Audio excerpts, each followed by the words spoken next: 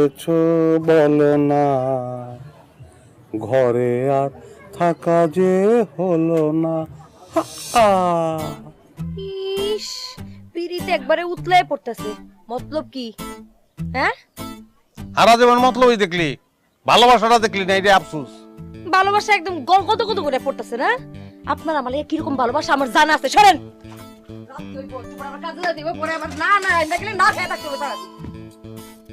তুই কামে যাবি না আজকা? হ্যাঁ, তুই আজকে কামে যাবি না, তুই আজকে রান দিও না। আমি তোর সিনেমা দেখতে যাবো, তারপর ভালো একটা হোটেলে দিকা দুজন খাবো।